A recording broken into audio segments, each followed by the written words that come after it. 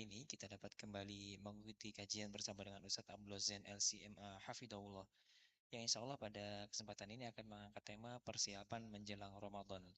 Dan kerabat muslim, segenap pemirsa serta hadirin, Anda dapat mengajukan pertanyaan seputar materi dengan mengirimkan pertanyaan melalui WhatsApp di 0811-2823-344. Baik, segera kita mulai kajian ini, silakan Ustadz. Bismillahirrahmanirrahim. Assalamualaikum warahmatullahi wabarakatuh. Alhamdulillahi wa kafa wassalatu wassalamu ala rasulihil mustafa wa ala alihi wa sahbihi wa man iktafa amma ba'd. Kita panjatkan puja dan puji syukur kehadirat Allah Subhanahu wa taala. Pada kesempatan pagi menjelang siang yang berbahagia kali ini, kita masih kembali diberi kekuatan, kesehatan, hidayah, serta taufik dari Allah Jalla wa'ala. Sehingga kita bisa kembali menghadiri pengajian rutin Senin pagi di Masjid Manarul Ilmi, di Komplek Pondok Pesantren Tunas Ilmu di Desa Kedung Wuluh, Purbalingga ini.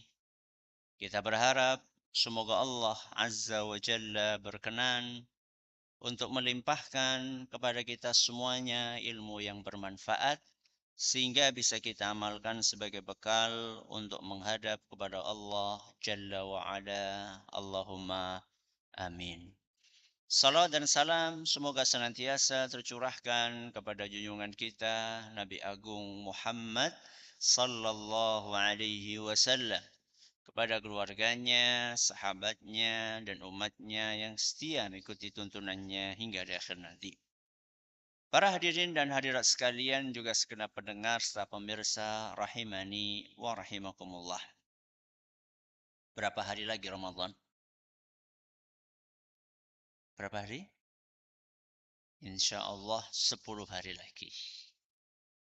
Sudah siap atau belum? Siap apa, Nek? Apa mau masuk Ramadan itu perlu persiapan? Biar apa? Persiapan biar apa?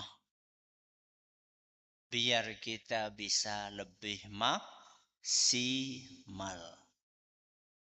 Jadi menghadapi tamu istimewa seperti bulan suci Ramadan, itu kita harus punya target. Harus punya apa, Bu? Target. Ya. Apa targetnya? Targetnya bulan Ramadan ini lebih baik daripada bulan Ramadan tahun lalu. Jadi targetnya di bulan Ramadan ini kita menghadapinya lebih baik daripada kita menghadapi bulan Ramadan di tahun kemarin. Kenapa Ustadz harus lebih baik? Karena kalau kita sama saja bulan Ramadan tahun ini dengan bulan Ramadan tahun lalu, maka kita termasuk orang-orang yang tertipu. Kenapa? Tertipu. Lah kalau sama saja Ustadz, bulan Ramadan tahun ini dengan bulan Ramadan tahun kemarin, kalau sama saja Ustadz kualitas ibadah kita, maka kita termasuk orang yang rugi. Jangan milih yang mana, tertipu apa rugi? Hah? Ya ora loro-loro nek. Ya ora tertipu, ya ora rugi. Caranya bagaimana? Harus lebih baik. Kata cucu Rasulullah SAW, Al-Hasan. Sinten, Bu? Al-Hasan. Saudaranya sinten? Saudaranya Al-Husain. Kata cucu Rasul sallallahu alaihi wasallam, Al-Hasan ibnu Ali radhiyallahu anhuma, barang siapa yang hari-harinya di dunia ini sama, ya kemarin dan sekarang apa? Sama, maka dia adalah orang yang tertipu. Dan barang siapa yang hari ininya lebih baik dibandingkan keesokannya, alias esok harinya lebih buruk daripada hari ini, maka dia adalah orang yang merugi. Ini nasihat secara umum. Maka besok itu harus lebih baik daripada hari ini. Hari ini harus lebih baik daripada kemarin. Itu terjadi. Jadi kalau misalnya kemarin itu sholatnya telat, maka hari ini harus tepat waktu. Kalau kemarin seharian nggak baca Quran, maka hari ini harus baca Quran. Kalau kemarin seharian isinya marah-marah, maka hari ini harus yang sabar. Jadi setiap hari kita itu harus meningkatkan kualitas diri kita. Agar kita tidak termasuk golongan yang merugi atau tidak termasuk golongan yang tertipu. Nah, terkait dengan bulan Ramadan yang akan kita hadapi ini, supaya Ramadan yang akan kita hadapi itu lebih baik daripada Ramadan tahun kemarin, maka harus ada persiapan. Harus ada apa? Persiapan. Apa saja persiapannya? Di hadapan jenengan ada berapa poin, Bu? Ada 4 poin. Ada 4 poin hal-hal yang mesti kita kerjakan sebagai bentuk persiapan kita untuk menghadapi bulan Ramadan. Poin yang pertama, berpuasa di bulan Sya'ban. Sya'ban itu kapan? Ya sekarang Sya'ban. Setanggal berapa lagi? Sudah 20-an sekarang Sya'ban. Berpuasa di bulan Sya'ban. Kata Aisyah, ibunda kita radhiyallahu anha, "Fama ra'aitu Rasulullah sallallahu alaihi wasallam istakmala siyama syahrin illa Ramadan. Wa ma ra'aituhu aktsara siyaman minhu fi Sya'ban." Kata Aisyah radhiyallahu anha, aku tidak pernah melihat Rasul SAW puasa full sebulan penuh 30 hari kecuali di bulan Ramadan. Dan aku tidak pernah melihat Rasul SAW puasa sebanyak di bulan Sya'ban. Jadi nek Ramadan niku puasane full, nek Sya'ban niku puasane mayoritas hari. Napa, Bu? Mayoritas hari. Berarti nek Sya'ban itu 30, mayoritas pinten? Ya 29. Nek Sya'bane 29, mayoritasnya pinten? 28.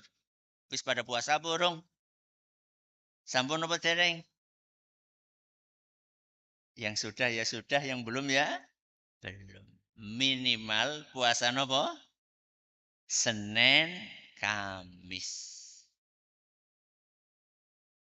Supaya apa? Supaya nanti ketika kita masuk bulan Ramadan dan kita berpuasa di bulan Ramadan tidak terlalu berat. Kenapa tidak terlalu berat? Karena sudah latihan. Kata Syekh Ibnu Utsaimin rahimahullah, sebagaimana sholat 5 waktu ada qobliyahnya, ada ba'diyahnya, puasa Ramadan itu nggih kinten-kinten wonten qobliyah, wonten ba'diyah. Qobliyah Ramadan apa? Ya puasa Sya'ban. Ba'diyah Ramadan apa? Ya puasa Syawal. Ya. Jadi sebelum Ramadan disunnahkan untuk berpuasa di bulan Sya'ban. Ya. Sehingga nanti ketika masuk bulan Ramadan, boten kaget. Ya. Kan orang yang nggak pernah puasa sebelum Ramadan, kemudian puasa di bulan Ramadan, hari pertama nopo? Semaput. Hari pertama semaput. Saking nopo nih Bu? Saking lemesnya. Ya. Maka jangan sampai itu terjadi. Ya, jangan sampai itu terjadi. Ya. Tubuh kita itu nggak bisa langsung ujuk-ujuk diubah, itu nggak bisa. Ada namanya proses. Ya. Ada namanya persiapan. Ada namanya pemanasan. Ustadz katanya kalau sudah lewat pertengahan Sya'ban itu sudah nggak boleh puasa Ustadz. Terus gimana Ustadz? Betul. Dalam sebuah hadis yang diriwayatkan oleh Imam Abu Dawud. Hadis ini masih diperselisihkan kesohihannya. Ya. Menurut sebagian ulama hadis ini dhaif. Menurut sebagian ulama hadis ini sahih. Ya. Di antara ulama yang mendhaifkan adalah Imam Ahmad, Imam Ibnu Ma'in, Imam Al-Baihaqi, Imam At-Tahawi. Ini mendhaifkan hadis ini. Yang mensahihkan antara lain Syekh Al-Albani dan juga Syekh bin Baz rahimahumullahu jami'an. Yaitu hadis yang berbunyi, "Idzan tasafa Sya'ban fala tasumu." Kalau sudah masuk pertengahan Sya'ban, jangan puasa. Napa Bu? Kalau sudah masuk napa? Pertengahan Sya'ban, maka jangan puasa. Wah, padahal saya pengen ngamalin sunnah puasa Sya'ban, Ustaz. Saya baru tahu sunnahnya puasa Sya'ban sekarang, Ustaz. Hari ini, padahal sekarang sudah tanggal berapa? 20. Berarti sudah lewat pertengahan atau belum? Ya sudah. Pertengahan kan tanggal berapa? 15. Berarti tanggal 16 ke atas sudah nggak boleh puasa. Itu bagaimana Ustaz? Disebutkan dalam hadis yang lain, yang diriwayatkan oleh Imam Bukhari dan Muslim, la taqaddamu Ramadan bisawmi yaumin wala yaumaini illa rajulun kana yasumu sawman falyasumhu. Artinya, tidak boleh berpuasa sehari atau 2 hari sebelum bulan Ramadan. Berarti tanggal pinten niku? 29 atau tanggal 30 Sya'ban. Tidak boleh. Kecuali kalau ngepasi dia sudah terbiasa puasa sunnah. Kecuali kalau dia sudah terbiasa puasa apa? Sunnah. Contoh, Ramadannya hari Jumat. Berarti hari terakhir Sya'ban hari apa? Kemis. Dan dia sudah biasa puasa apa? Senin Kemis. Tidak apa-apa. Tapi kalau dia nggak biasa puasa, kok kemudian menjelang Ramadan 1 hari atau 2 hari dia puasa, maka tidak boleh. Nah, dari hadis ini para ulama menjelaskan bahwa yang tidak boleh untuk puasa setelah lewat pertengahan Sya'ban adalah orang-orang yang nggak biasa puasa sunnah. Kalau misalnya dia sudah sebelum Sya'ban itu sudah biasa puasa sunnah, entah itu puasa sunnahnya Senin dan Kamis, atau bahkan puasa sehari puasa, sehari tidak. Puasa nomor niku?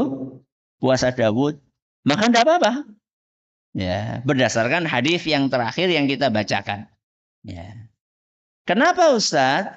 Kata para ulama, kenapa kok kalau sudah pertengahan Sya'ban ke sana yang tidak biasa puasa supaya tidak puasa? Kata para ulama, supaya dia nanti ketika masuk bulan Ramadan tidak terlalu lemes.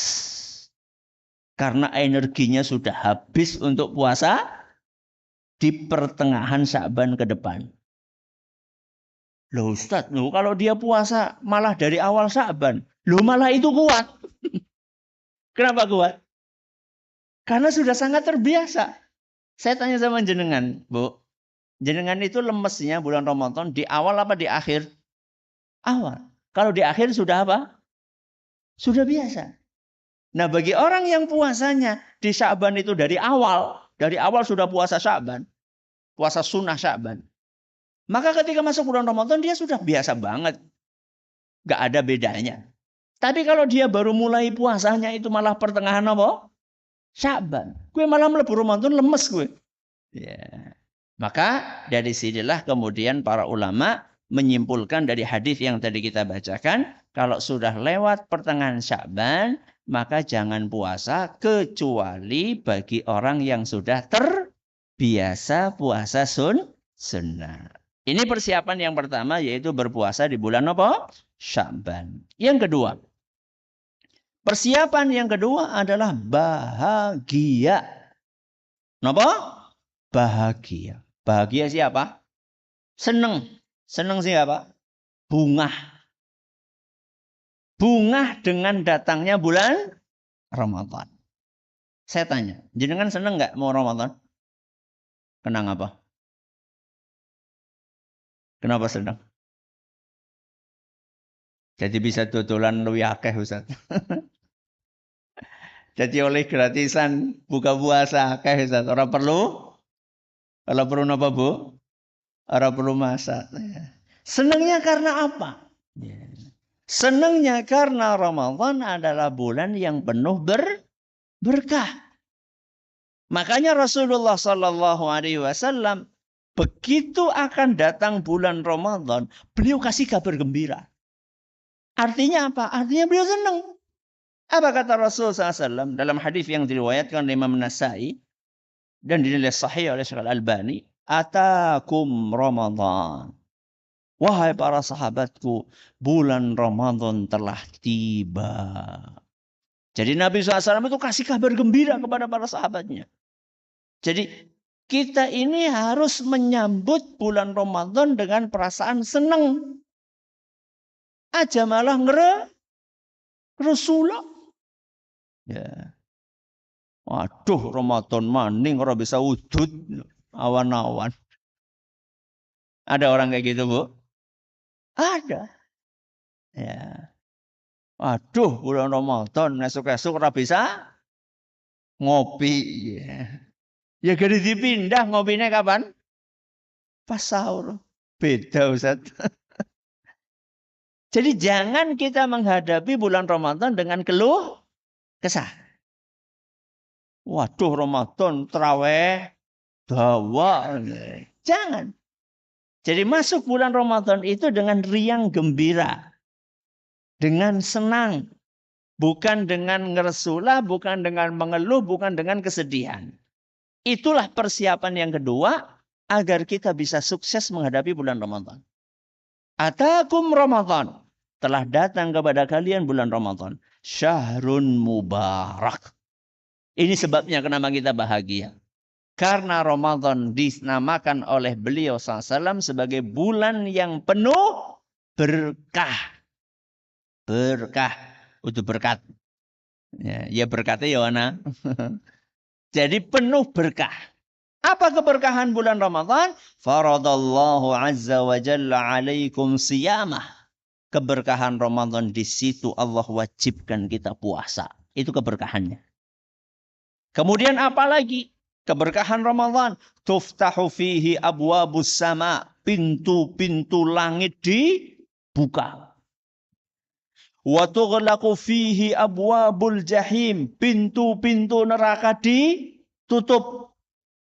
Wa tughallu fihi maradatus syayatin. Dan setan-setan dibelenggu. Ini semuanya kemudahan dari Allah.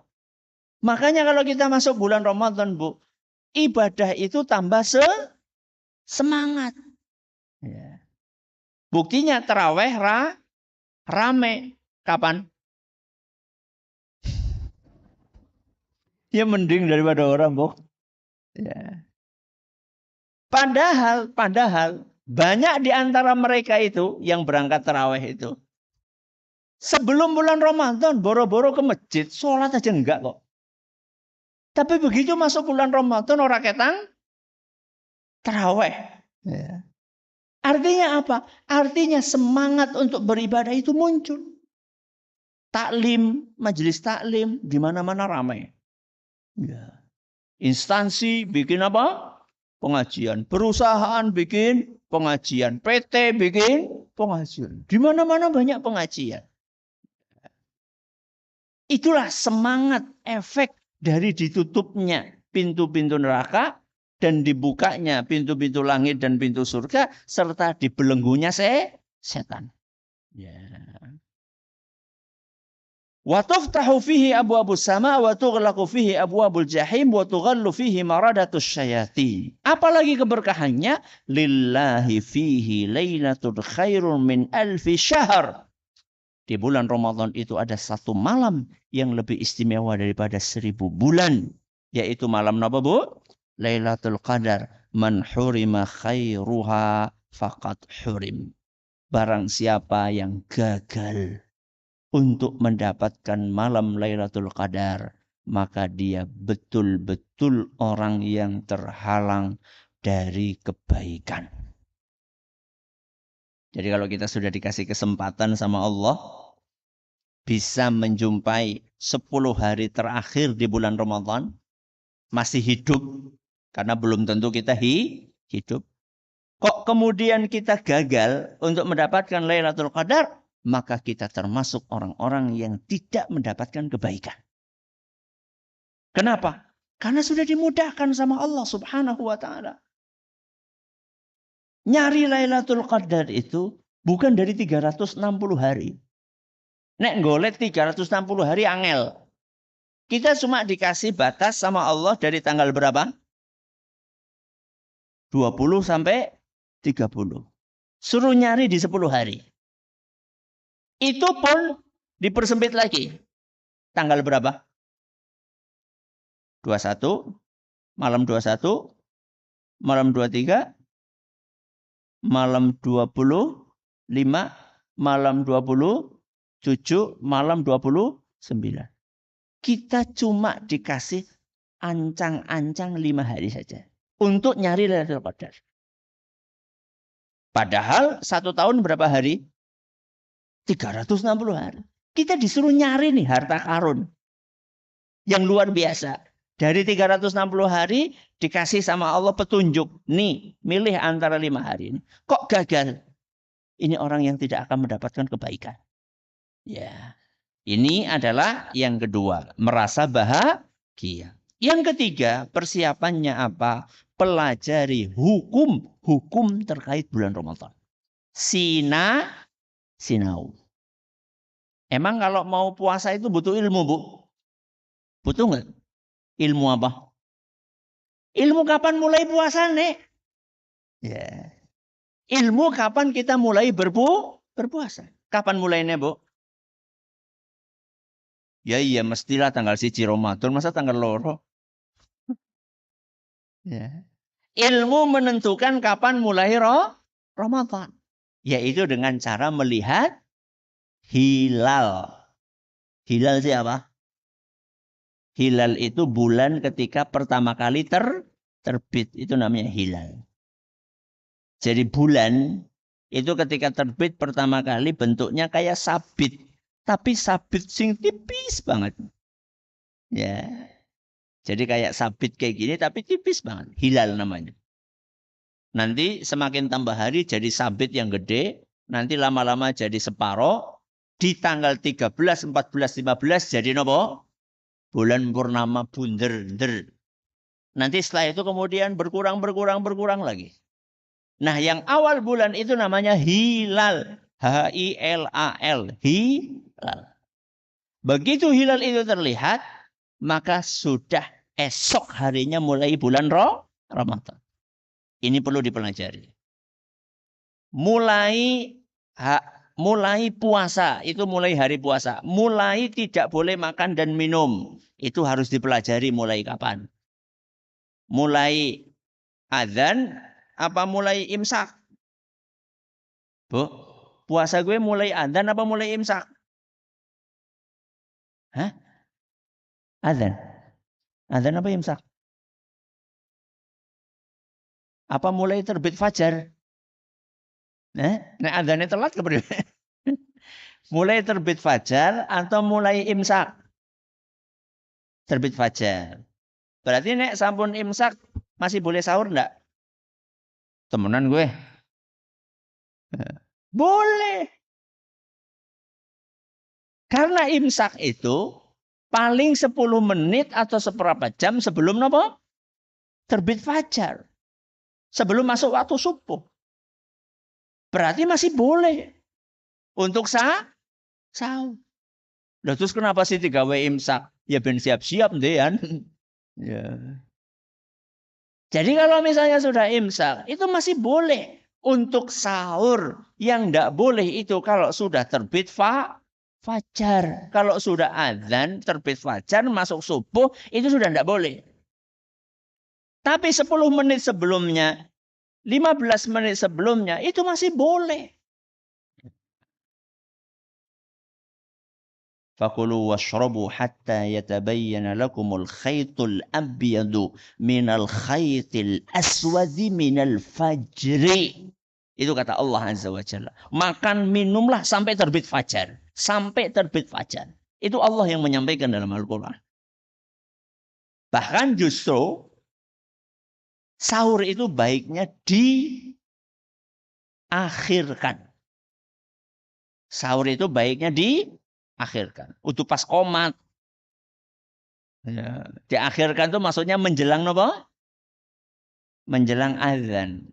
Ya. Ya aja mepet banget lah. Ya. 10 seberapa jam, 20 menit ya. Jangan sahur jam 1. Ya esuk-esuk wis kencot maning. Ya. Keberkahan sahur itu ketika ditunda mendekati waktu subuh. Ini perlu dipelajari yang seperti ini. Perlu dipelajari. Apa saja yang membatalkan puasa, apa yang tidak membatalkan puasa, ini perlu dipelajari. Ya. Engko ana wong nangis, wah batal puasane. Kepaduk metu getiyeh. Terus apa? Batal. Renang, terus ngentut, batal. Ini harus dipelajari. Dari mana itu? Ya. Dari mana? Makanya sebelum masuk bulan Ramadan harus belajar hukum-hukum terkait dengan bulan Ramadan. Apa saja yang membatalkan, apa saja yang tidak membatalkan. Lagi sholat duhur. Selilitnya metu. Selilitnya metu.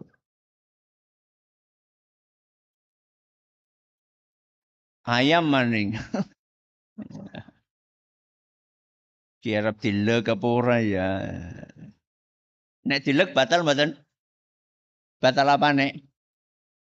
Salate napa puasane? Loro-lorone batal.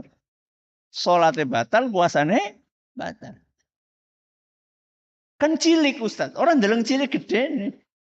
Yang penting ada sesuatu makanan masuk ke kerongkongan. Itu batal. Itu batal. Lah kalau nggak belajar kayak gini, nanti dipikir nggak batal.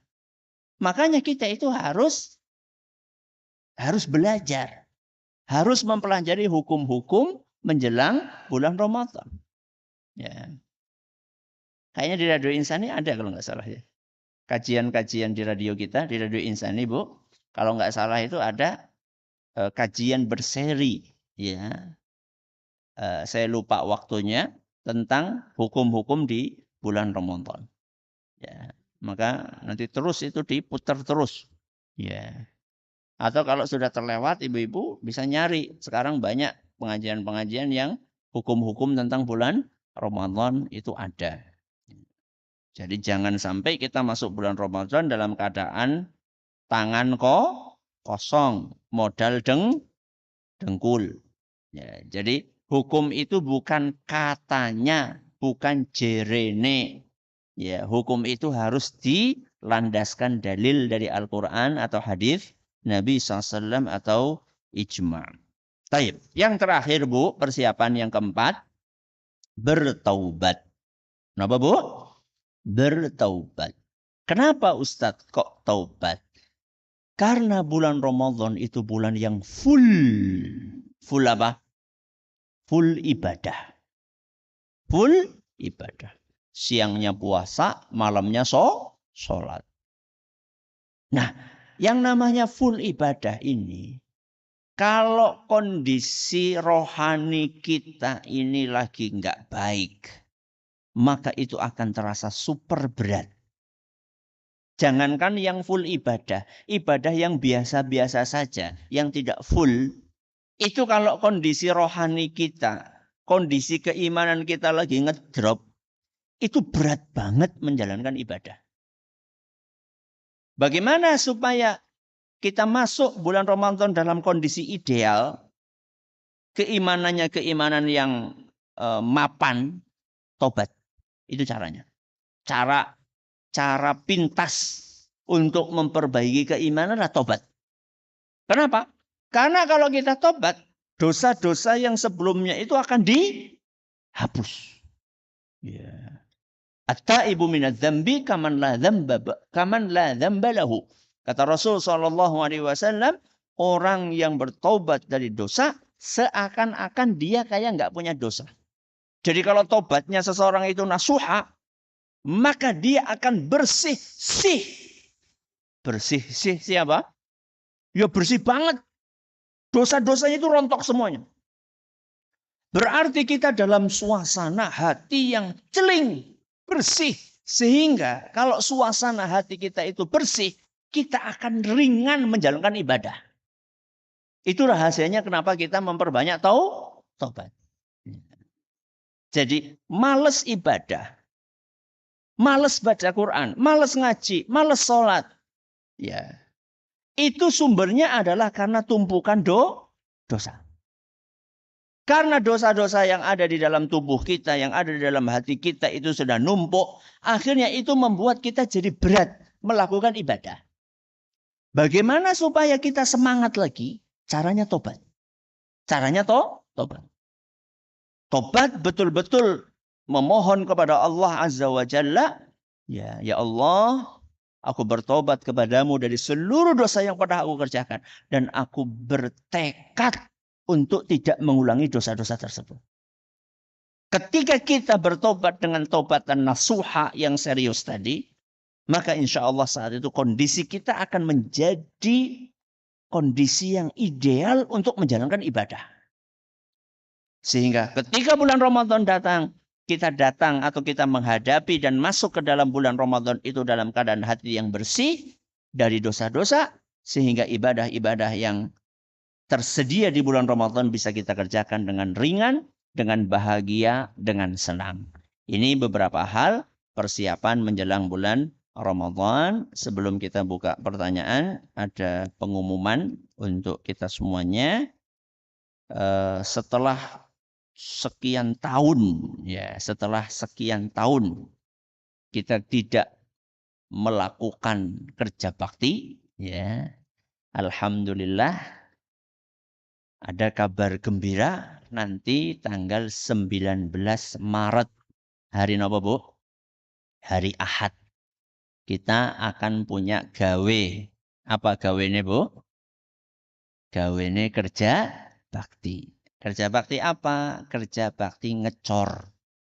Kerja bakti ngecor. Di mana Ustadz? Itu kelihatan dari sini. Di samping masjid itu. Ya, di samping masjid kita akan ngecor bangunan pondok di tanggal pinten, Bu? 19 Maret pagi sampai selesai. Pagi sampai selesai. Siapa Ustadz yang ngecor? Ya sing lanang. Ya, masa ibu-ibu ngecor, ya. Lah sing ibu-ibu ngapa Ustadz? Bu, sing ibu-ibu ngapa jajal? Ya nyediani bensin. Bensin apa? Yo panganan, yo sega, yo snack, apalagi Bu? Ya banyu, ya terserah. Ya terserah ibu-ibu yang pengen ikut andil dalam menanam jariah, ya silahkan, ada kesempatan emas setelah sekian tahun kita nggak melakukan kerja bakti ini. Siapa yang pengen urun ya makanan, terserah makanan snack atau makanan besar, nasi enggak apa-apa, minuman juga terserah, mau yang manis atau yang bening ya terserah, ya aja kabeh bening lah ya. Ya itu terserah pokoknya ya. Nanti di hari Ahad tanggal berapa Bu? 19 Maret. Diantar kemana Ustadz? Ya sana ke depan koperasi nanti. Ke depan TI Mat ya. Ke depan TI Mat. Nanti di sana ada petugas yang menerima infak makanan, minuman dan yang lainnya dari ibu-ibu sekalian. Yang bapak-bapak gimana? Ya ngecor. Bapak-bapaknya ngecor, ibu-ibunya nyediakan konsumsi. Ustaz, kalau saya nggak ngecor Ustaz, saya ngirim semen. Ya ora apa-apa. Ya. Saya ngirim semen. Mampunya berapa? 100 bae. Ya ora apa-apa, alhamdulillah. 100 koboi. Ya semampunya lah. Ya, semampunya. Ustaz, saya mampu dua-dua. Saya mampu tiga-tiganya. Oh, Masya Allah. Aku yang ngirim semene, ya melu apa? Ngecor, ya melu nyumbang panganan. Ya alhamdulillah gue, Masya Allah gue. Ya. Tapi kalau nggak bisa tiga-tiganya, ya pilih salah satunya. Ya pilih salah satunya. Mudah-mudahan Allah berkahi rencana kebaikan kita ini. Allahumma amin. Masih sisa waktu. Silahkan kalau ada pertanyaan bisa disampaikan. Baik, terima kasih Ustaz. Jazakumullah khairan. Kami bacakan pertanyaan pertama datang dari hamba Allah yang ada di Purbalingga. Assalamualaikum warahmatullahi wabarakatuh, Ustaz. Waalaikumsalam warahmatullahi wabarakatuh. Ustaz, apakah benar dan ada dalilnya apabila kita mau menunaikan ibadah puasa sebelum masuk bulan Ramadan diwajibkan mandi keramas? Karena kebanyakan orang sebelum menunaikan ibadah puasa melakukan mandi keramas dulu. Jazakumullah khairan, Ustaz. Nah, apakah disunahkan mandi keramas sebelum bulan Ramadan? Jawabannya tidak. Jawabannya tidak. Kecuali kalau junub. Kecuali kalau junub. Jadi mandi keramas itu adalah ketika junub setelah berhubungan suami istri atau mimpi basah, atau bagi ibu-ibu ketika selesai haid, atau bagi ibu-ibu kalau selesai nifas. Ya. Dan sebagian ulama memasukkan kalau masuk Islam. Orang mu'alaf masuk Islam. Ya, itu yang kalau yang sebelumnya yaitu junub, haid, nifas, ini wajib mandi besar. Ya. Kalau masuk Islam ini minimal sunnah, ya minimal sunnah. Tapi kalau menjelang Ramadan tidak disunahkan untuk mandi besar. Tidak disunahkan untuk mandi besar. Berarti orang adus, ya adus. Masa orang adus? Ya adus mandi biasa. Ya, mandi biasa. Kita kan tiap hari mandi kan? Mandi nggak tiap hari? Mandi. Ya biasa, mandi biasa. Ya. Ya, bukan terkait dengan bulan Ramadan. Mandi biasa. Dan nggak perlu, malah ada sebagian orang terus mandi besar nang telaga apa. Ya. Engko nang kali Ponggawa ya tambah kotor. Ya, jadi enggak ada. Ya, enggak ada sunnahnya. Apalagi kalau misalnya itu tempat campur baur laki-laki perempuan. Dan itu kejadian sampai sekarang masih ada. Tradisi tersebut mandi di sebuah tempat yang diyakini keistimewaannya menjelang bulan Ramadan bareng-bareng laki-laki dan perempuan, ya bubar. Ya, bukannya dapat pahala malah bisa dapat dosa. Ya, karo adus karo pelirak-pelirik. Ya. Jadi bukannya tobat, ya, malah nambah dosa. Ya, silakan. Baik, pertanyaan berikutnya. Ustadz, bulan Ramadan setan dibelenggu, tetapi kenapa kemaksiatan, kezaliman masih ada di bulan Ramadan? Ya. Bismillah. Kenapa kemaksiatan dan kezaliman masih ada padahal setan dibelenggu? Karena yang dibelenggu itu bukan semua syaitan. Yang dibelenggu kata Rasul sallallahu alaihi wasallam wa tughallu fihi maradatus syayatin. Maradatus syayatin. Setan-setan kelas berat. Setan-setan kelas kakap. Berarti sing kroco-kroco kowe dibiarkan. Ya. Yang kroco-kroco itu dibiarkan. Berarti kalau ada orang berbuat maksiat, berarti imannya di bulan Ramadan, ada orang berbuat maksiat di bulan Ramadan, itu imannya berarti iman kelas kroco. Karena bisa digoda oleh setan kelas kroco. Ya. Maka jangan sampai kita termasuk orang-orang tersebut. Ya, hati-hati. Karena jangan sampai kita termasuk orang yang imannya lemah banget sampai digoda setan yang kelas teri saja kita tergoda, jangan. Ya. Latihan untuk menjaga keimanan kita, jangan sampai kita termasuk orang-orang yang seperti itu. Ya. Baik, pertanyaan berikutnya. Ustadz, apabila sholat Idul Fitri bertepatan pada hari Jumat, bolehkah kita tidak sholat Jumat, Ustadz? Boleh.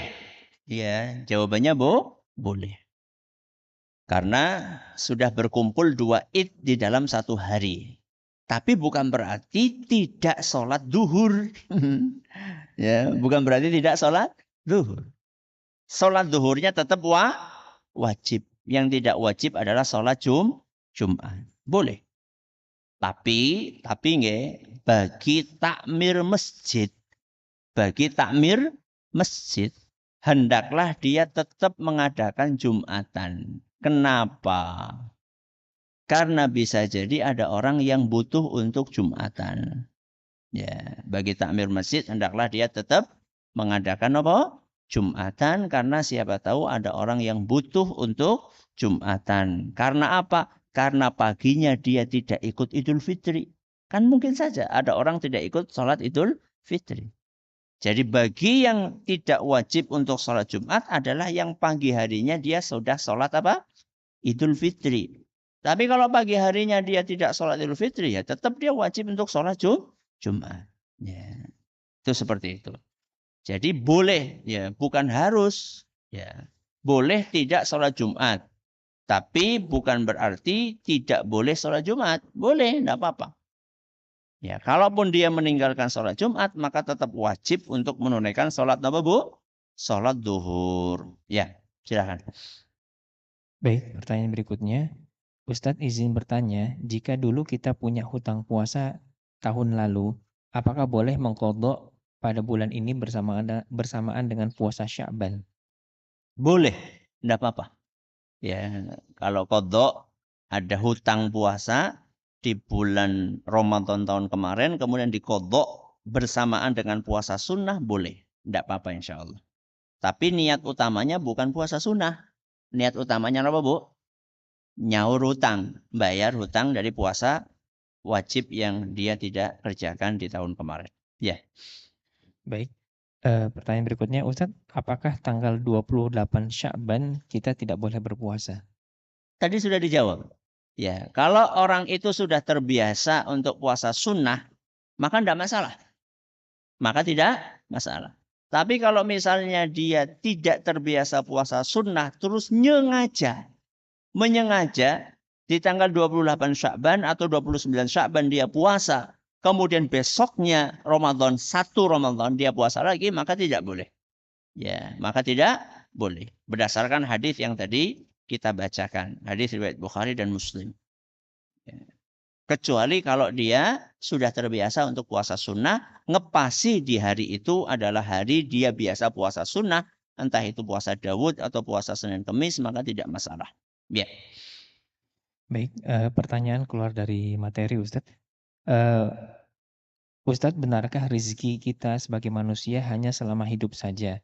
Saya pernah mendengar perkataan seseorang bahwasanya rezeki manusia bukan tidak hanya selama hidup. Bahkan setelah mati pun kita masih punya rezeki. Yang dimaksud seperti doa dari anak soleh adalah rezeki. Mohon penjelasannya, Ustaz. Tergantung rezeki itu dimaknai apa.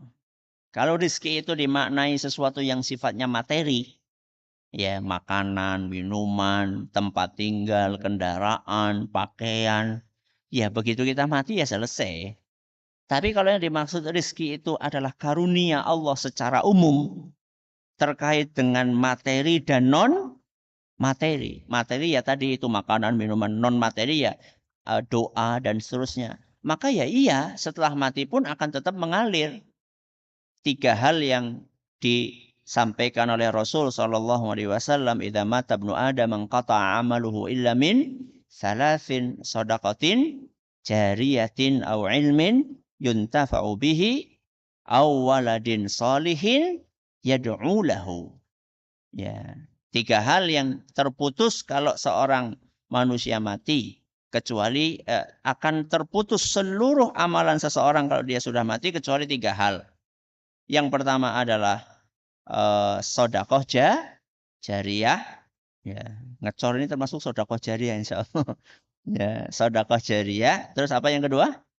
Ilmu yang bermanfaat dan anak soleh yang mendoakan orang tuanya. Jadi kalau rizki itu ditafsirkan seluruh karunia Allah, baik yang materi maupun non materi, maka setelah meninggal pun masih ada rizki itu. Tapi kalau rizki itu ditafsirkan sebagai sesuatu yang sifatnya materi, makanan, minuman, pakaian, kendaraan, tempat tinggal, maka setelah mati berhenti. Setelah mati berhenti. Tergantung, jadi jawabannya tergantung rizki itu dimaknai seperti apa. Nah, terakhir. Baik, pertanyaan terakhir Ustadz, bolehkah kita sodakoh untuk kesembuhan ibu kita yang sedang di rumah sakit? Boleh. Ya, boleh.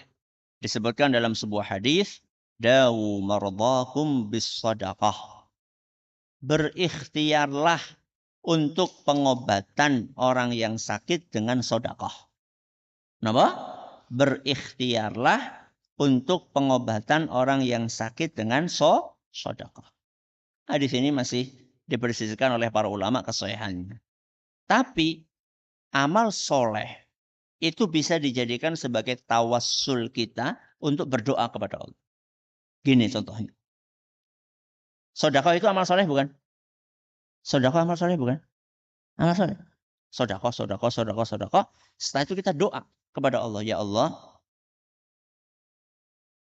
dengan amal soleh yang aku kerjakan berupa sedekah, aku memohon kepadamu agar engkau berkenan untuk menyembuhkan ibuku. Itu namanya tawassul dengan amal soleh. Hadisnya sahih, ya, dalam riwayat Bukhari, dan ayat Al-Qur'annya juga ada tawassul dengan amal soleh. Jadi dalil untuk bersedekah dengan tujuan untuk kesembuhan orang yang sakit ada pakai dalil tawassul tadi dengan amal soleh yang sifatnya umum, dan juga hadis yang tadi yang saya bawakan, walaupun masih diperselisihkan kesahihannya oleh para ulama. Mudah-mudahan apa yang kita pelajari bermanfaat bagi kita semuanya. Jangan lupa tanggal berapa, Bu? 19 Maret. Dan tahsin tetap jalan, Bu. Ya, tahsin tetap jalan. Tanggal 19 itu tahsin terakhir untuk ibu-ibu. Ya, bapak-bapak juga kayaknya tahsin terakhir. Maka nanti ibu-ibu parkirnya di belakang. Oke? Jadi ibu-ibu yang ikut tahsin nanti parkirnya di belakang semuanya, karena bagian depan masjid ini nanti buat parkir bapak-bapak yang akan ikut kerja bakti pengecoran.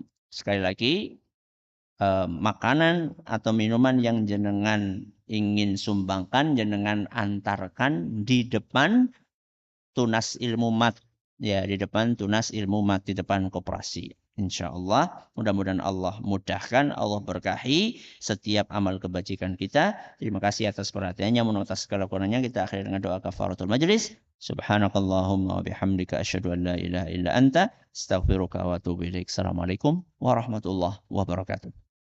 Video ini dipersembahkan oleh